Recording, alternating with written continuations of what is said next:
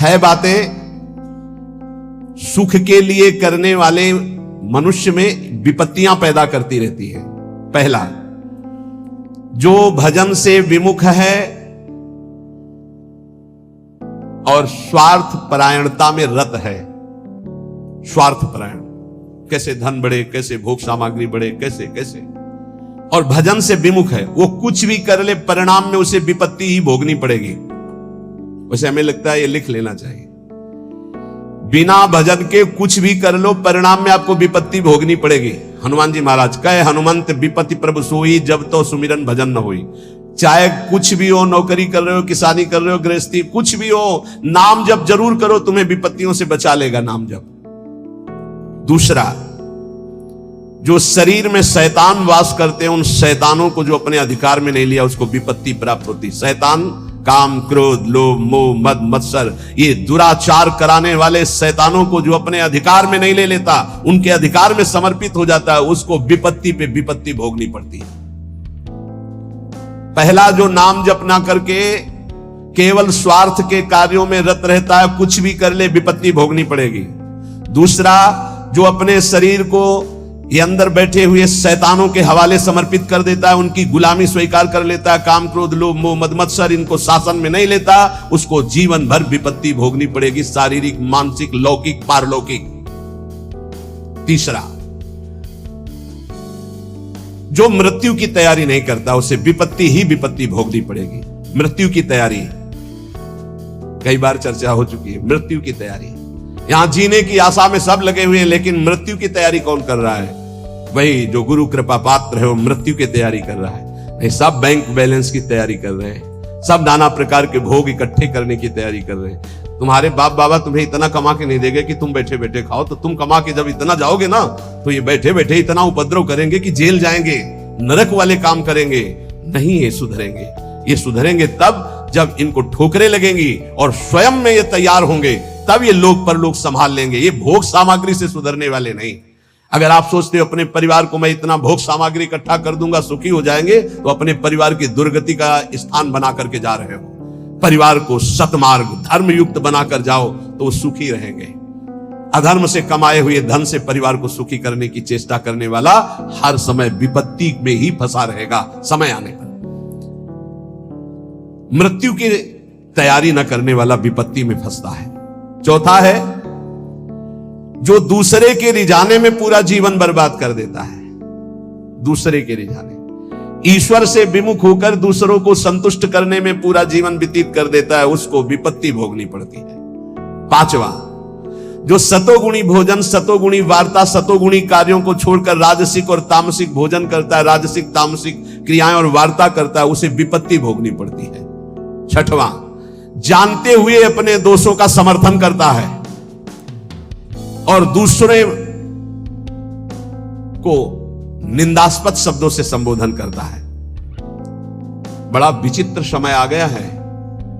कल एकांतिक में कह रहे थे कि हजारों लोग जिस बात को आप मना करते हैं उसका सपोर्ट कर रहे हैं, तो फिर हम उसी बात को मानेंगे जिसे हजारों लोग, तो हजारों लोग गलत करें तो आप गलत को गलत नहीं बोलोगे, सपोर्ट करने लगोगे। हजारों गलती कर रहे हैं तो तुम उसी गलती को सपोर्ट करोगे। हजारों शराब पी रहे हैं तो तुम शराब को सही मानोगे। हजारों मांस खा रहे हैं तो तुम आप उसको सही का निशान दे दोगे। हजारों व्यभिचार कर रहे हैं तो तुम सही का निशान दे दोगे। तुम्हारी बुद्धि भ्रष्ट हो गई। धर्म शास्त्रों के विरुद्ध आचरण करने वाले चाहे करोड़ों हो जाएं तो भी उसका विरोध होता रहेगा। अगर अंदर से आप विरोध करोगे तो निकल जाओगे दुर्गुणों से। यही बात कह रहे हैं, अपने दोषों का समर्थन करने वाले की दुर्गति होती है, विपत्ति में फंसता है। भगवान कह रहे त्यागा शांतिरंतरम, और उपदेश दिया दे रहा भोगा शांतिरंतरम। शास्त्र सम्मत जगत गुरु भगवान श्री कृष्ण की बात से बढ़कर किसकी बात होगी?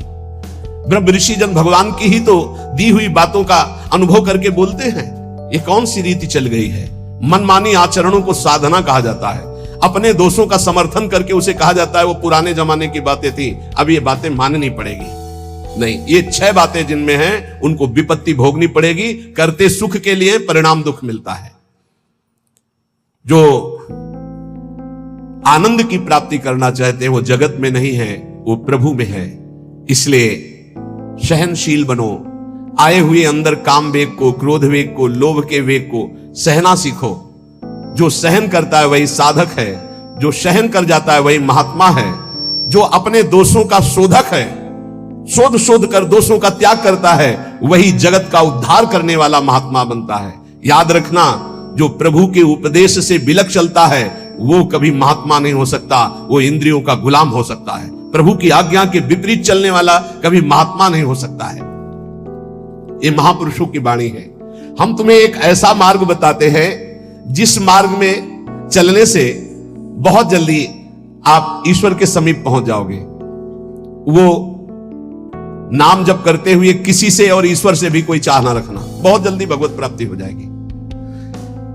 हम तुम्हें एक ऐसा मार्ग बताते हैं जो चलने पर बहुत जल्दी भगवत साक्षात्कार करा देता है। किसी से भी और ईश्वर से भी कोई चाह ना रखो, बहुत जल्दी भगवत प्राप्ति हो जाएगी।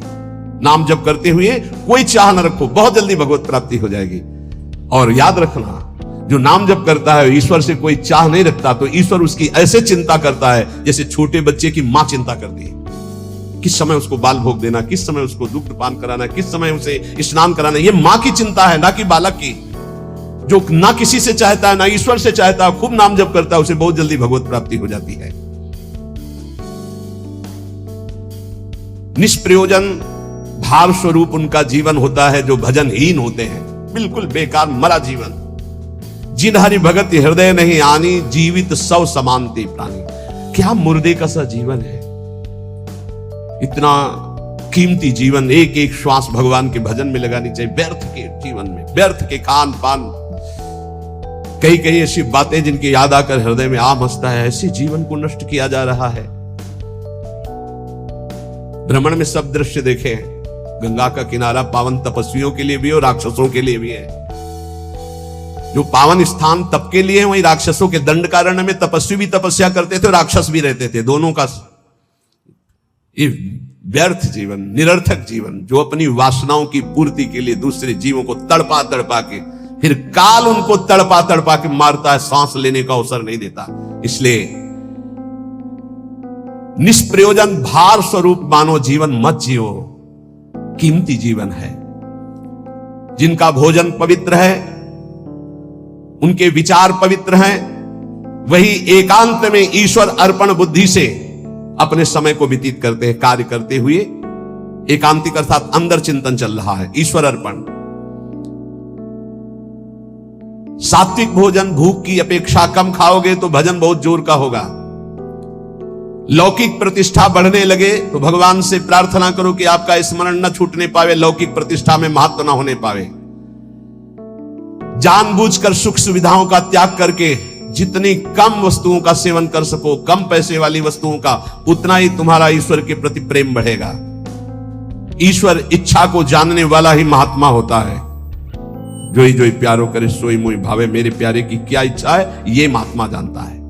अन्याय से प्राप्त वस्तुओं को पाने वाले के सारे करण पाप लिप्त हो जाते हैं। अंतःकरण, बुद्धि, मन, चित्त, अहंकार, वो इच्छा ना होने पर भी दूषित अन्न के कारण पाप इच्छा प्रकट होकर उससे पाप कराती है।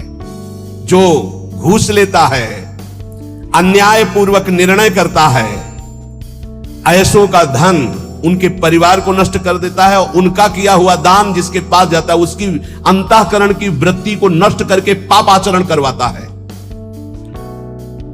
इसलिए भगवत मार्ग में चलने वाले उपासकों को घूस लेने वालों से जो प्रतिग्रह दान लेना है उनसे बचे।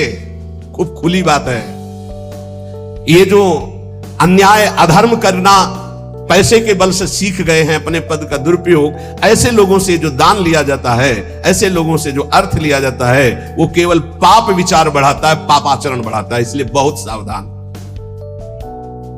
देखा महाप्रभु चैतन्य देव से जब महाराज प्रताप रुद्र बड़े महाभागवत थे, उनके दर्शन करने की बात सामने रखी गई कि वो दर्शन करने आना चाहते, तो उन्होंने कहा तुमने क्या समझ रखा है, एक मैं वीतराग सन्यासी में राजा के दर्शन के उनके लिए दरबार में जाऊं या उनको यहां बुलाऊं, मुझे क्या आवश्यकता है। नहीं, राज दर्शन भी निषेध। ऐसा जो उपासक चाहता है कि मैं सच्चे भाव से भगवान के मार्ग में चलूं, तो पाप कर्म करने वालों से, उनके द्वारा दी हुई वस्तुओं से बहुत दूर बच करके भूखे रह जाओगे तो ठीक है, उनका अन्न न जाने पावे। ईश्वर भक्त अदृश्य परमात्मा की इच्छा का अनुमोदन करता रहता है और वो देखता रहता है कि मृत्यु हर समय हमारी प्रत्येक श्वासों को गिन रही है। इसलिए वो सर्वांग सुंदर होने पर भी अपने शरीर का राग नहीं रखता और तपश्चर्या के द्वारा, शरीर के द्वारा भगवान को प्राप्त कर लेता है। ईश्वर के सिवा दूसरी कोई भी वस्तु मिलेगी वो टिकाऊ नहीं होगी, परिवर्तनशील होगी, नाशवान होगी। मनुष्य जीवन प्राप्त करके ईश्वर को प्राप्त करना ही खास वस्तु प्राप्त करना है। बाहर से निर्धन देखने वाला उस नाम जापक को नहीं जानता कि कितना बड़ा धनी सर्वलोक महेश्वर भगवान को अपने अधीन किए रहता है, जो निरंतर नाम जप करते हुए बाहर से निर्धन रहता है। तुम बाहर से निर्धन दिखते हुए अंदर से महान धनी हो यदि नाम जप करते हो, और ये बाहर से जो धनी दिखाते हैं अंदर से खोखले हैं, इनके पास अहंकार गर्व के सिवा कोई सच्चिदानंद बात नहीं है। इसलिए ईश्वर का अवलंबन अर्थात भगवान की शरणागति, ऋषि मुनि भक्त जनों के द्वारा जो दिए गए वचन, उनका मनन, खान पान पवित्र जगह से, हिंसा और निंदा करने वालों से बिल्कुल बचो, उनका कोई भी शब्द या भोजन या संग ना आने पावे, निषिद्ध विषयों से दूर रहो, कुछ भी भोगने की इच्छा उठे उसको दबाकर रौंद डालो। ये तब भगवत प्राप्ति की योग्य बनता है। जो महात्मा आचार विचार परायण होकर धर्म में चले हैं उन्हीं के अनुसार चलो। सत्कार्यों में स्थिति प्राप्त करने के लिए उन महात्माओं का अनुसरण अत्यंत आवश्यक है।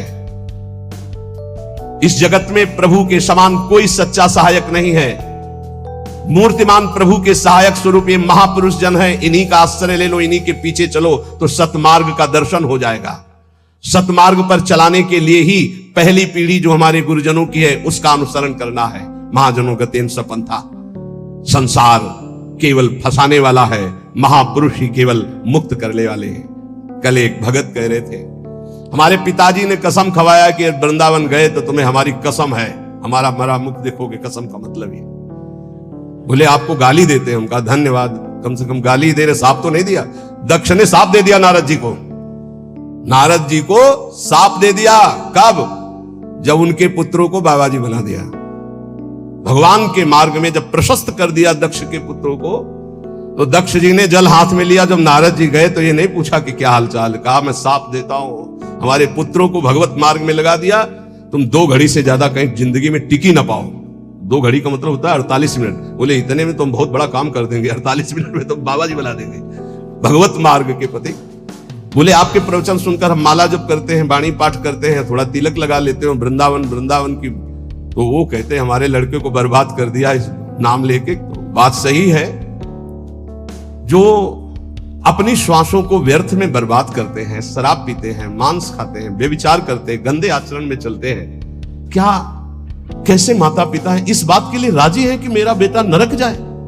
इस बात के लिए राजी है कि मेरा बेटा गलत आचरण करे, और वही शराब पी के जब आवे तो 2-4 मुझे थप्पड़ मार के घर से बाहर करे? ये आचरण, अगर माता पिता को भगवान मानकर उनकी सेवा करो। वो कह रहा था कि आप अपराध भर हमको ना बोध कराएं, तो एक बार अंदर से इच्छा कि अपने बाप को उठा के पटके खूब धुलाई। तो हम कहा अगर हमें मित्र मानते हो तो एक शब्द भी कटु मत बोलना। गुरु मानते हो कि नहीं वो तो तुम जानो, दोस्ती के लिए तो हम हाथ फैलाते हैं, हम हित मित्र हैं। अगर हमें मित्र मानते हो तो ऐसे माता पिता के रोज पैर छुओ, उनमें भगवान की भावना करो और मेहनत करो, लेबरी करके भी कमाओ और उनको खवाओ पियाओ, और वो जब हमारी निंदा करे तो कान में अंगुली डाल लो और अपने सतमार्ग में चलो। बड़ा विचित्र समय है। जो माता पिता प्रथम गुरु कहे गए हैं, भगवान के मार्ग में चलाने वाले या सतमार्ग में चलाने वाले या संसार में कदम हमारे जो बढ़े, धन्य है वो मां जो अपने रक्त को दुग्ध बनाकर मुझे पान कराकर इतना बड़ा किया। धन्य है वो पिता जो मेहनत करके हमको पढ़ाया लिखाया। अब वो चाहे जितना कड़ुआ बोले, हम उसे भगवान की तरह पूजेंगे। सबको ये मानना चाहिए। उनकी वृद्धावस्था है, वो कुछ भी बोल सकते हैं, बड़े लोग हैं, हमें उनकी सेवा करनी, उस सतमार्ग में चलना है। तो यहां कह रहे कि महापुरुषों के सिवा अपना कोई सतमार्ग बताने वाला नहीं, इसलिए संतों की बात को मानना चाहिए। वो अहेतुकी मित्र हैं, तुम्हारा अमंगल नहीं कर सकते हैं। इस जगत में प्रभु के समान कोई सच्चा सहायक नहीं, और प्रभु ही महापुरुषों के रूप में प्रेरित करते हैं आकर के अपने मार्ग को। इसलिए मन को सत्य मार्ग में चलाने के लिए पहली सीढ़ी संत महापुरुषों के वचनों के आधार पर चलो। आज हम सबके ऋणी हैं, सच्ची हृदय से ऋणी हैं। धन्यवाद देते हैं कि आज इस कलयुग के प्रचंड तांडव काल में आप संतों की बात मान रहे हैं, इसलिए हम आपके चरणों में प्रणाम करते हैं, क्योंकि इसमें आपका मंगल है। आप स्वस्थ रहेंगे, आप भगवत भजन करते हुए अच्छे आचरण वाले रहेंगे, तो आप हमारे बहुत बड़े हितैषी हुए, क्योंकि आप सुखी हैं, आपका मंगल हुआ तो मेरे कर्तव्य का पालन हो गया, मेरे साधु वेश का धारण करना सार्थक हो गया। आप हमारे बड़े सहयोगी हैं, आप हमारी भागवतिक उन्नति के बहुत बड़े कारण बन गए, क्योंकि हम धन्यवाद के पात्र तभी बनेंगे जब हमारी बात को मानकर आप धन्य हो जाएंगे। हमारा कल्याण हो गया, हमारा मोक्ष हो गया तो बहुत छोटी बात है। अगर हमारी बात से आपका कल्याण न हुआ तो हमारी बात की बात क्या रहेगी? तो हमारी बात को सार्थक और समर्थ बनाना आपका कर्तव्य है। यदि आपने अपने कर्तव्य का पालन किया तो मेरे कर्तव्य का अपने आप पालन हो जाएगा कि मेरा साधु वेश धारण करना, मेरा जीवन धारण करना, मेरा भजन करना, मेरा सतमार्ग में चलना सार्थक हो गया। हमारे देश के यदि 2-4 हजार लोग भी कुमार्गगामी प्रवृत्तियों को छोड़कर भगवत मार्ग में चल रहे तो हृदय से आशीर्वाद देता हूं। आशीष देने के लिए तपस्या की जरूरत नहीं होती। मां अपने बच्चे को आशीष देती तपस्या से नहीं, दुलार से। आप स्वस्थ रहिए, आपकी बुद्धि स्वस्थ रहे, आपके जीवन का परम लक्ष्य भगवत प्राप्ति आपके हाथ में आवे, आप कभी गलत आचरणों में ना फंसे। अगर वार्ता को सुन करके अपने मन में धारण करेंगे तो निश्चित ये वस्तु आपको प्राप्त होगी, क्योंकि हमारा जन्म सिद्ध अधिकार है भगवत प्राप्ति करना। जो संतों में पूर्ण श्रद्धा रखते हैं, अध्यात्म विषय में चलना चाहते हैं, उनको परमात्मा साक्षात्कार निश्चित हो जाता है। जो संतों में पूर्ण विश्वास करते कि ये जो कह रहे हैं सत्य। कभी भी अगर दान शब्द का आया है तो मन का दान कीजिए, श्वासों का दान कीजिए, अपने जीवन का एक एक कर्म भगवान को समर्पित कर दीजिए। ये शुद्ध बातें परमार्थ की। अगर कभी दान पुण्य की बात चली तो पहले कह दिया है कि शास्त्र में लिखा है इसलिए पढ़ रहा हूं, हमारी आस्था इस पर नहीं है। हमारी आस्था का विषय हर श्वास भगवान नाम स्मरण हो, यही जीवन का परम लाभ। भगवान श्री कृष्ण चंद्र जी कृपा करके वर्णन करते हैं कि जब साधना अवस्था से सिद्धावस्था में उपासक पहुंचता है तो उसकी स्थिति क्या होती है?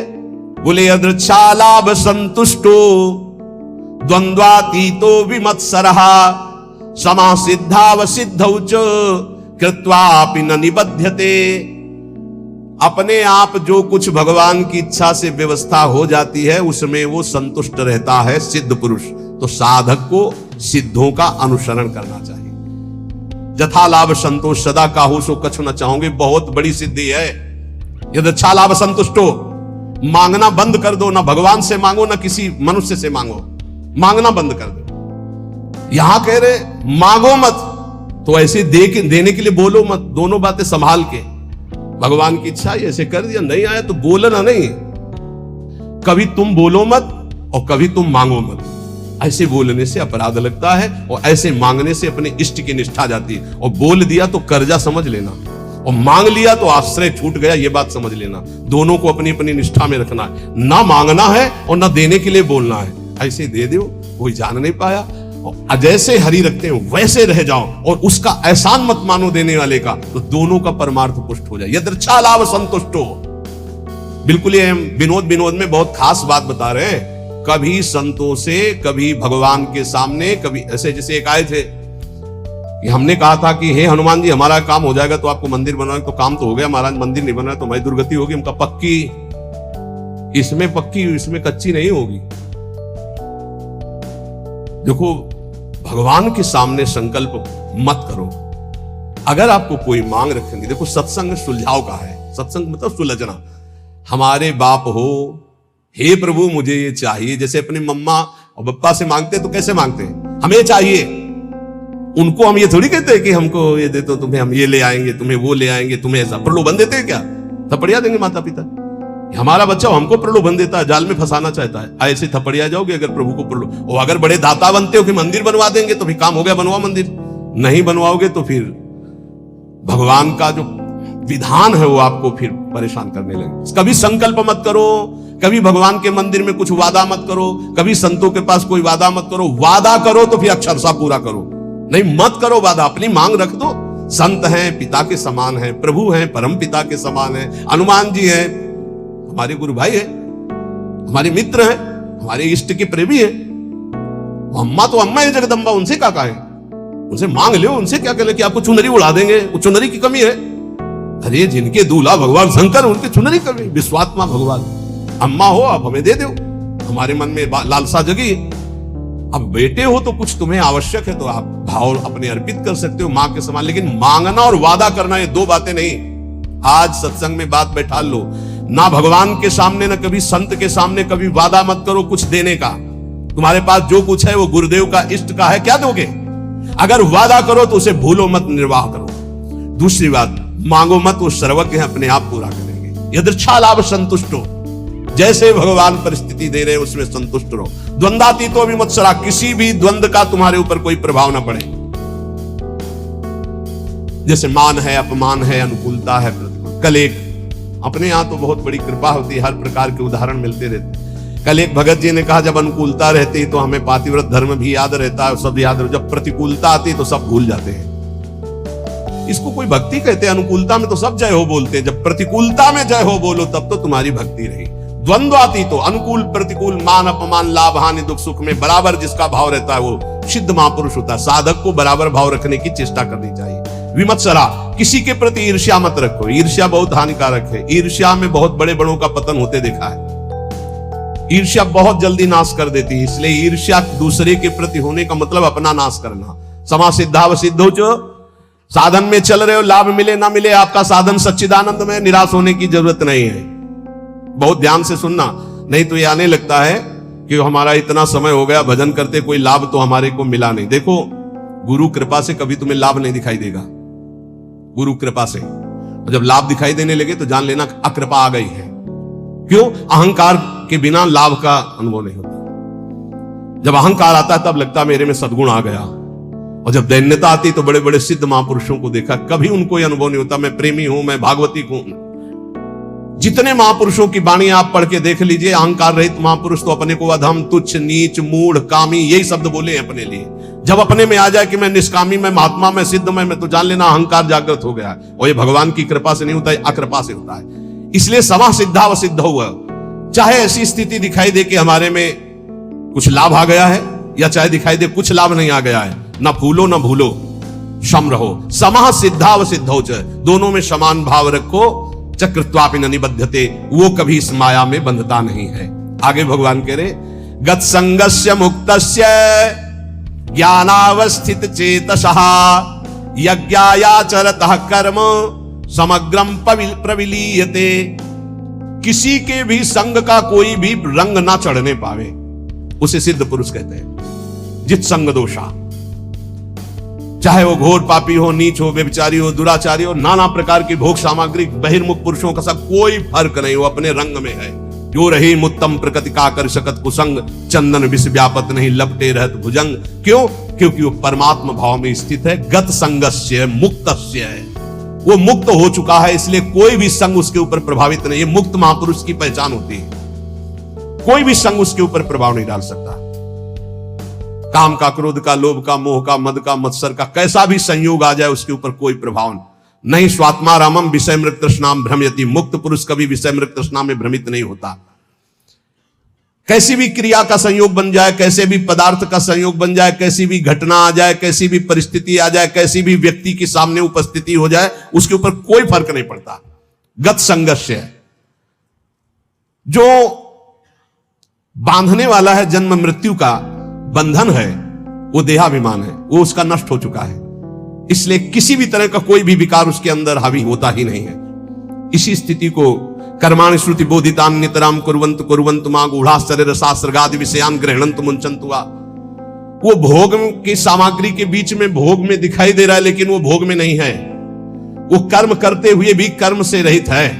वो देखते हुए भी देखता नहीं, सुनते हुए भी सुनता नहीं, बोलते हुए भी बोलता नहीं, खाते हुए भी नहीं खाता है, क्योंकि वो मुक्त महापुरुष है, देहाभिमान रहित है। लोक संग्रहार्थ उसके धर्म कार्य हो रहे हैं, लेकिन उनका कोई फल नहीं है। वो असंग है। क्यों? बोले मुक्तस्य है, वो मुक्त पुरुष है। तो साधक को इसका अनुसरण करना है। किसी का प्रभाव हमारे ऊपर तब नहीं पड़ेगा जब हर समय हमारे अंदर भगवत चिंतन चलेगा। राधा राधा राधा राधा, अब कोई फंसा नहीं सकता। नाम जितना धीमे होता चला जाएगा उतना गाढ़ चिंतन विषयों होने लगेगा। नाम छूटेगा, क्रिया बन जाएगी। 1 सेकंड लगता है अपहरण करने में बुद्धि को। इन विकारों ने इतना अधिकार जमा रखा, एक सेकंड में बुद्धि को अपहरण कर लेंगे जो निर्णय ही नहीं कर पाएगी, नाम न छूटने पावे। असंगो अहम पुरुषः, मैं असंग हूं, ना कभी कोई मुझे बांधा था ना कोई बांध सकता है, यह अनुभव हो जाता है सिद्ध महापुरुष को। किंतु असंग होते हुए उसने संग जिसने कर रखा है शरीर का, इंद्रियों का, मन का, बुद्धि का, अब उसके ऊपर प्रभाव पड़ेगा पदार्थ का, परिस्थिति का, व्यक्ति का, घटना का, सुख का, दुख का। और जिसने शरीर, इंद्रिया, मन, बुद्धि से अपने को असंग देख लिया उसके ऊपर कोई प्रभाव नहीं पड़ेगा, उसे ही मुक्त पुरुष कहते हैं। कोई मेरी मनचाही करे या मेरे मन के विरुद्ध करे, कोई फर्क नहीं पड़ता। किसका? जो शरीर, इंद्रिय और मन से अलग हो चुका है। अलग क्या हो चुका है? वो तो अलग था ही, हां, अनुभव हो गया जिसको ऐसा। चाहे अकेला बैठा हो या हजारों के बीच में, शरीर स्वस्थ हो या रोगी, भोग बाहुल्यता हो या किंचन, मनचाही हो या मन के विरुद्ध, कोई फर्क नहीं पड़ता उसमें। गत संगत से मुक्तस्य, क्यों? क्योंकि वो अपने स्वरूप में स्थित है। वो किसी क्रिया या शरीर या मन या बुद्धि या चित्त या अहंकार या इंद्रियां, कामना, ममता, कुछ नहीं उसके हृदय में। लेकिन साधक के हृदय में सब होता है, साधक के हृदय में सब होता है, पर होते हुए भी वो नाम जप के द्वारा, प्रवीण हुई बुद्धि के द्वारा अपने को बचा लेता है। मुक्त पुरुष की पहचान है कि वो विविध प्रकार के भोगों के बीच में रहते हुए भी किंचन मात्र विक्षिप्त नहीं होगा, किसी भोग का उसके ऊपर कोई प्रभाव नहीं पड़ेगा। ज्ञानावस्थित चेतसा, क्योंकि वो ज्ञानावस्थित हो गया है, वो अपने चेतन स्वरूप, आत्म स्वरूप में स्थित हो चुका है, भगवत स्वरूप को प्राप्त हो चुका है। और साधक का कार्य है इस जड़ शरीर से अपना संबंध अलग मानकर भगवत स्वरूप में स्थित होना। यज्ञायाचरतः कर्म समग्रम प्रविलीयते, उसके जितने कर्म है सब अकर्म होते रहते हैं, कोई फल देने वाले नहीं होते। जितने भी कर्म है, क्यों? वो कर्ता भाव से रहित, अहंकार रहित, स्वाभाविक हो रहा है, यंत्रवत हो रहा है। साधक ऐसा नहीं होता है, वो कर्ता होता है। अब उसको क्या करना है कि वो ना फंसे, हर कर्म भगवान को अर्पित करना है। अगर भगवान को कर्म अर्पित कर दिए तो वो भी अकर्म हो गए, वो फल देने में समर्थ नहीं होते। आगे आएगा समझ में। ब्रह्मार्पणम ब्रह्म हविर ब्रह्माग्नौ ब्रह्मणाहुतम ब्रह्मैव तेन गंतव्यम ब्रह्म कर्म समाधिना। कर्ता, करण, कर्म, ये तीन हैं। कर्ता जो कर्म करने वाला है, करण जिनके द्वारा होता है, और जो होता है उसे कर्म कहते हैं। कर्ता, करण, कर्म, इन तीन के द्वारा बंधन प्राप्त हुआ है। न करता रहा तो करण है, और कर्म हो रहा है तो फल उसका अकर्म है। जैसे इंजन बंद कर दे और ढलान में गाड़ी छोड़ दे तो न पेट्रोल का खर्चा होगा, वो अपने आप चलती चली जाएगी। इंजन बंद है, बस ऐसे समझ लो। स्वाभाविक प्रवाह कर्म का चल रहा है, कर्ता, इंजन बंद है, कोई भी खर्चा नहीं है, कोई भी बंधन नहीं है, वो जीवन मुक्त महापुरुष। कर्तापन रहेगा तो कर्म का भोग भोगना पड़ेगा, अवश्य में भोक्तव्यम कर्तम कर्म शुभाशुभम। कर्तापन रहेगा तो कर्मों का संचय होगा, उसका भोगना पड़ेगा, तो कर्म भोगने के लिए जन्म लेना पड़ेगा, जन्म मरण चलता रहेगा। कैसे नष्ट होगा कर्ता भाव? एक होता है ज्ञान से नष्ट होता है, एक होता है भगवत भाव से। हर कर्म बड़ी प्रवीणता पूर्वक भूलो मत, प्रभु को समर्पित कर दो, बच जाओगे, बच जाओगे। नाम जप करो, जो भी कार्य करो, सुबह जगने से लेकर शयन तक पूरे समय को भगवान को अर्पित कर दो। ये भागवत धर्म है, बचा लेगा आपको, मान लो।